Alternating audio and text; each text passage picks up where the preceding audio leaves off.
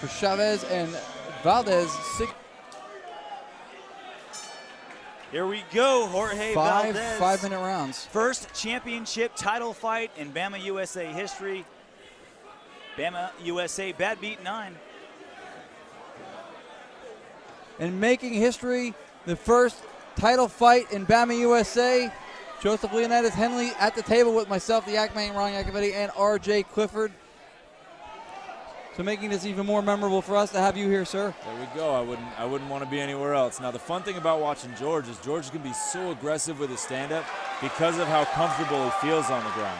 So he doesn't mind being here, you know what I mean? He's able to make such an exciting fight standing because of how comfortable he is on the ground. Yeah, Chavez made Valdez pay a little bit for pulling that guard. Now he's working the top game.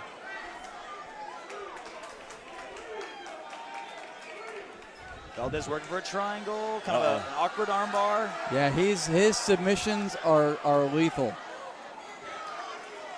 I've always been impressed. It's amazing to see how strong George's his legs are, you know what I mean? He even when he's not in a perfect position, he's still able to hold a lot of positions. And some folks will see a guy like him pulling a lot of submissions and having a lot of attempts as almost they see it as a detriment at some point because he's not finishing the other guy either. But there's other factors that go into that. You know, it's one thing as a fighter and a former. For me, I used to be more jiu-jitsu than striking, and you know what I mean. People see a lot of submission attempts and they go, "Well, it doesn't hurt the guy." I'm like, "Well, if a guy goes for an armbar and it's close, trust me, it hurts. It's not the same. If he went for a triangle and I was damn near asleep, that hurt me. That hurt my cardio. You know what I mean?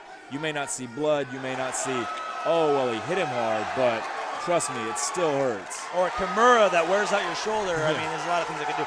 And here we go. As we're talking about submissions, a brutal ground and pound is coming up from the top from Ernest Chavez. Valdez now working for an armbar. Or is it, I can't tell if it's a triangle. I can't tell from the side. A deep triangle. Oh, he's out. Yeah, it sounds like he's out.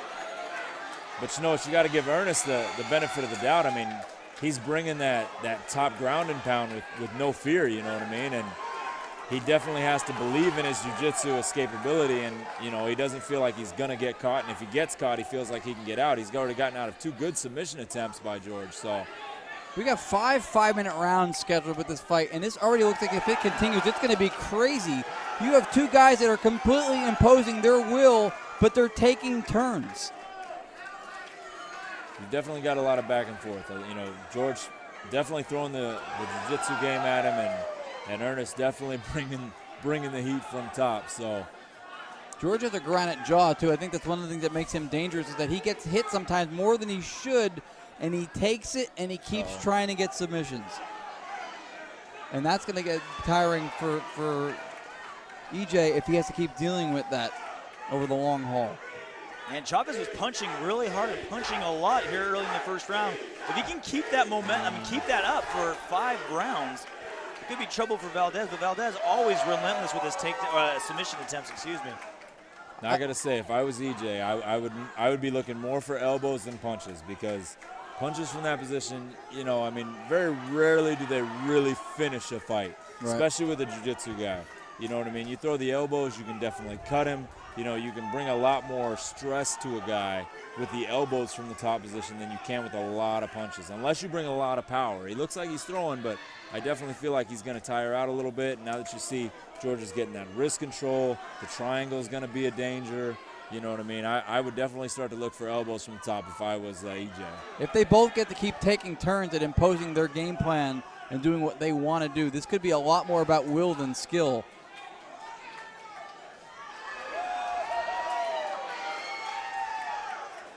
When Chavez starts striking, it's all Chavez.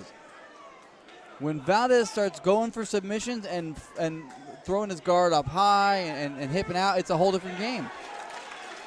You got to really be impressed, though, with EJ's hips. I mean, every time that Georges goes to that Kimura sweep, EJ's totally hipping in. He's very strong. He's in that position. He's not feeling, he's not feeling weak. And he makes Valdez pay too. I mean, if you miss an armbar, you miss a triangle, you now get a chance to pass. You got some free shots. Chavez's ground and pound has been pretty much the story of this first round. Now he's got a crucifix position, but not a lot of time. 25 possible minutes of championship action scheduled. We've only gotten 5 of those minutes, and already we're seeing why there's a title involved. Beautiful round. You know what I mean? I love seeing the submission attempts by George. I definitely think that EJ took the round with the amount of strikes that he threw, but he can get past the guard of Valdez, get himself out of any sort of submission trouble, and get in a dominant position, continue that ground and pound. And Valdez learned, Chavez is going to be tough to sweep. He's going to be tough to submit. Maybe playing the guard game for the whole 25 minutes may not be the best route. It's going to be fun to see how George opens up this round. Well, there it is. Until that happened. Quick takedown by Chavez. He was starting to strike, but then the takedown by Chavez, and he goes immediately to side almost. And he's trying for guard recovery as Valdez, and he does. He recovered his guard.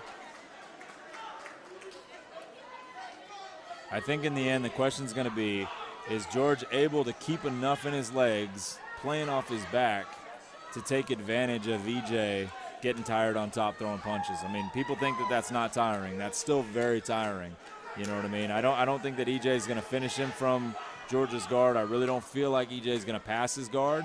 But can George get off his back and into a more dominant position? He is comfortable there, too. He works very well off of his back. But Chavez has already shown. Chavez, of course, in the black, Valdez in the red and white. And there's a close sweep. Back to their feet now. We're seeing another takedown out of Chavez here, most likely.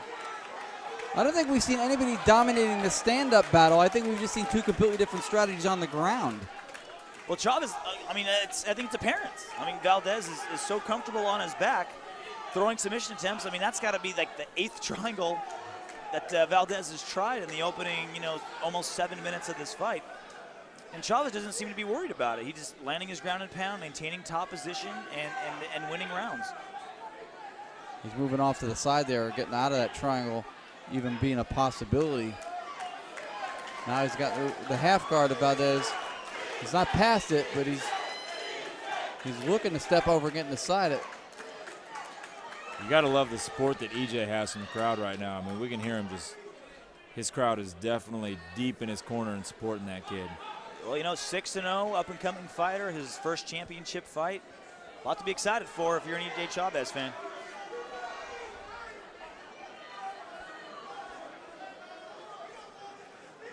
Two completely different approaches to battling this out on the ground.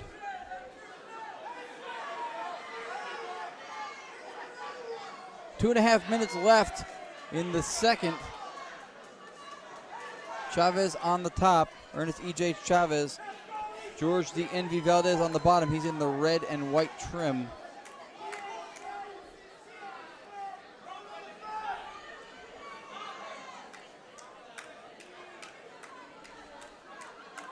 We were talking about this earlier in the broadcast with Chad, but it's almost like being so comfortable on your back can be a detriment for Valdez because he's losing these rounds and he's really not getting close to these submissions. Some get tighter than others, but he really hasn't overly threatened Chavez in these submissions. And being so comfortable there, even though you're losing rounds, is almost a detriment. No, there's not a lot of sense of urgency out of Valdez. I think that's one of the things that as a jiu-jitsu practitioner, you really believe in your ability to catch somebody. And you see a lot of strikers who, sometimes it's hard to catch guys at the lower weights. It's hard to knock guys out. But everybody can be submitted, So guys believe in that ability to finish fights, and they just kind of go for it too much. You know what I mean? They don't do enough to win the rounds. I'm a big believer in the fact that jiu-jitsu totally finishes fights more than punches, but you need to set that jiu-jitsu up with punches. The more that you throw the strikes, the more that the jiu-jitsu game will open up. And if you're really attacking with the elbows, with the knees, with the strikes, the more you make somebody on top worry, the more they're going to be apt to make a mistake and give you something. Is that getting sweaty and slippery as the fight goes on something that kind of falls off your radar until you're in that moment when it's a factor and you're like, oh, this is not going to be as easy as I thought? You know what it is? To me, it's hard anything off the back. Even when you're dry, you're really not that, you know what I mean? You're not in that good of position. You know what I mean? Now, George does a phenomenal job of wrist control, you know what I mean? When you see the better jiu-jitsu guys, you see that they're always fighting for that wrist control, you know, no matter what. You know, you're not going to hit a great jiu-jitsu fighter that much when he's in shape because he will always be fighting for your wrist. Now, that's where elbows come into play because even though you're holding my wrist, I can definitely come over the top of the elbows, you know what I mean? But if you can get good wrist control as a bottom guy, I mean, the triangles are there, the arm bars become there, the sweeps become there, and so it's all that much different. Uh-oh. I think another clean round for Chavez, more of the same, being on top, landing the ground and pound. Valdez certainly valiantly going for his submission attempts and sweeps. I mean, we've seen Valdez fight so many times here in BAMMA and other organizations as well, and it's always kind of the same way that he fights. Comfortable off his back, going for triangles, going for Kimurs and what have you. I'm just wondering what he can do to change things up. Maybe strike a little bit more. I think it would be smart for George to definitely get a little bend in the legs and you know, try to get a little bit more from that striking game. But the way that EJ definitely big left hook drop, Valdez. Wow. EJ's now going for the finish. Valdez trying to hang on. Power is the great equalizer sometimes when you wield it like that. Valdez is just clinging on for dear life. Chavez trying desperately to finish. It looks like Valdez may have recovered. We may have forgotten to mention Chavez having some heavy hands. I think EJ's just going to stand up. I think if EJ was smart, he would back up and he would allow George to get in a position that he's not comfortable in. George is very comfortable off his back. Move up. Yep, EJ walks away, says we're standing up. There we go. Put him where he doesn't want to be. Valdez is definitely hurt.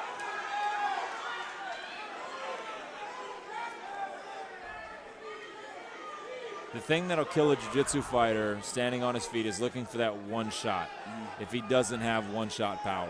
You know, George is throwing a one jab and his hand is dropping. He's throwing that one straight and his hand is dropping. Yep. You know, he doesn't mind if EJ gets in tight because he thinks he can get here. And that's just not going to win you fights, you know, especially in the decision range. EJ has, you know, at least 2 decision wins in his record.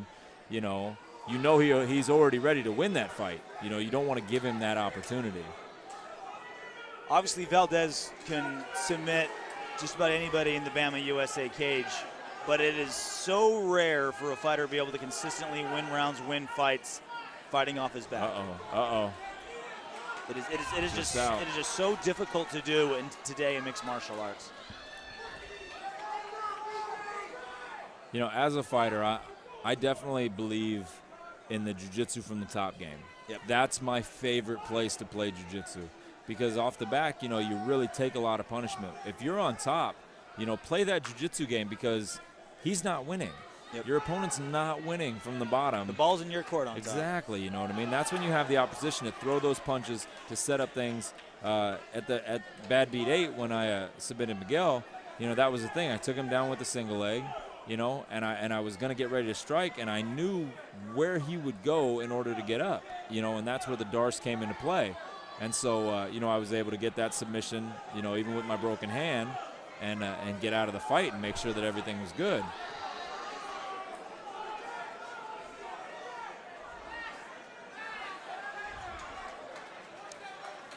It's almost like every sequence is exactly the same. Valdez goes for a triangle. Chavez tries to pass over to the right. Valdez doesn't let him, so he goes back over to the left and into half guard. I mean, we've seen this sequence multiple times. I think this is a Kimura now. Yeah, Kimura attempt out of Chavez.